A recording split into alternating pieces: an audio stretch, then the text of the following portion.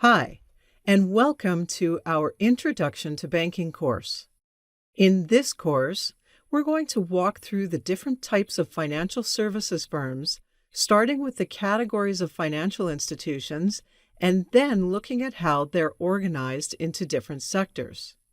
Next, we look at what different types of banking services are provided and also who the customers are for each type of service.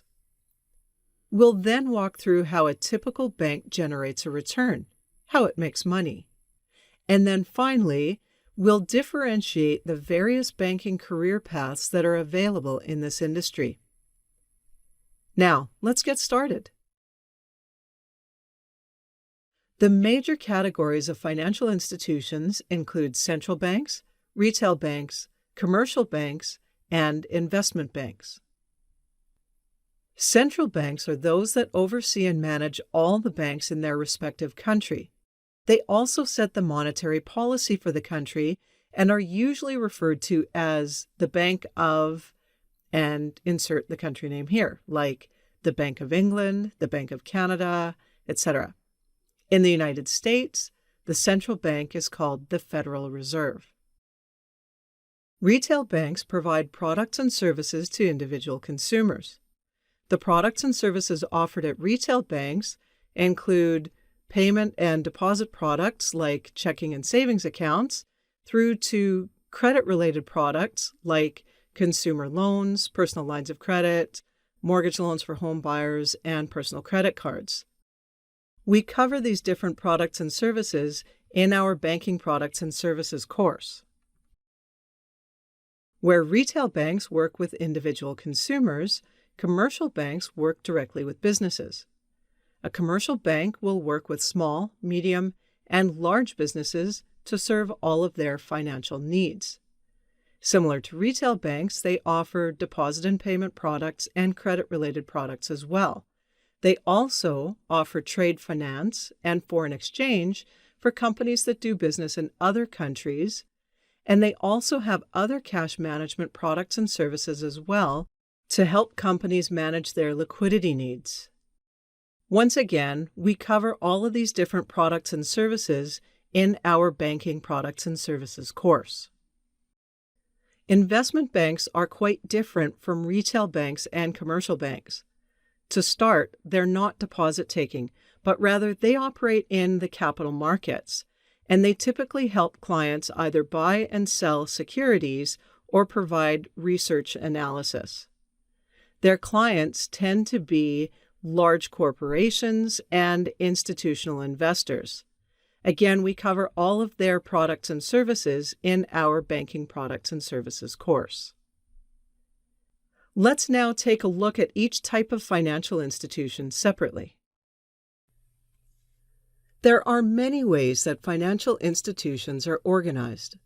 The ones we cover in this course are the most common and most familiar. They include universal banks, large banks, and investment banks, and also community banks, online banks, credit unions, building societies, and savings and loans associations. Let's take some time and look at each individually. A universal bank typically contains every type of banking service that could be offered to any potential client, from a regular consumer through to an institutional investor. As you can see, a universal bank is a full-service bank that offers retail banking, commercial banking, and investment banking services all through the same institution.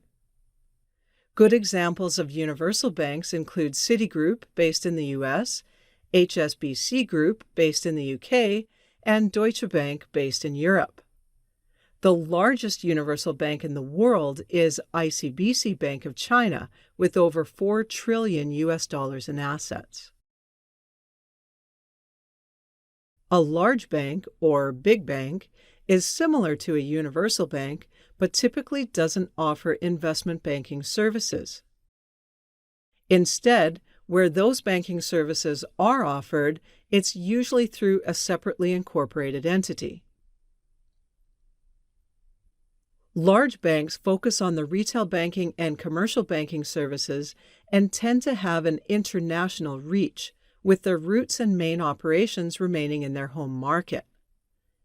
Examples of large banks include Wells Fargo and Bank of America in the US, Lloyds Bank in the UK, and Banco Santander in Europe. The largest of these banks tend to have over $1 trillion of assets on their balance sheet. Investment banks fit under universal banks, and they can also fit under other categories such as large banks as well. However, they are unique enough that they do deserve special mention in a category on their own. An investment bank is one that's focused on access to capital markets and helping their clients grow and raise capital for growth and investments in different ways. Investment banks tend to be international in nature and are usually based in a major financial center such as London, New York, or Zurich. Examples of investment banks include Goldman Sachs in New York, Barclays in London, and Credit Suisse in Zurich. Community banks tend to focus more on individual consumers and owner-operated small companies, and less on the mid-sized and larger companies.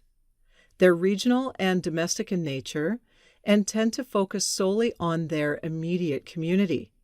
They may span into nearby regions, but the scope is limited in size. Community banks are most common in the United States.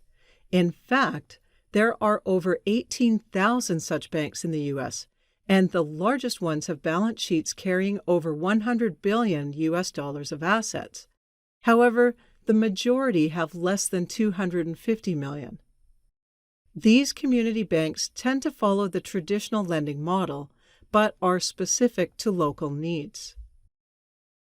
Community banks in India look very different.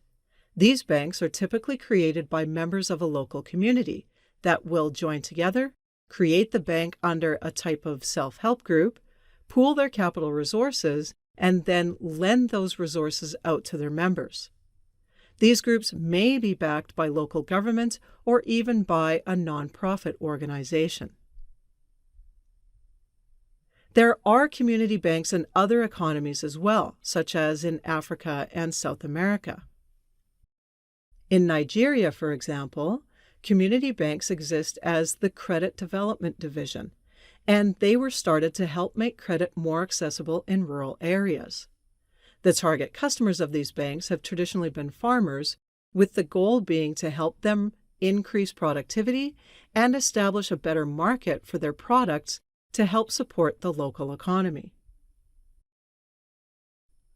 Online banks, also referred to as digital banks, are similar to retail banks. They offer similar products and services as a conventional retail bank, but through online platforms instead of physical branch locations.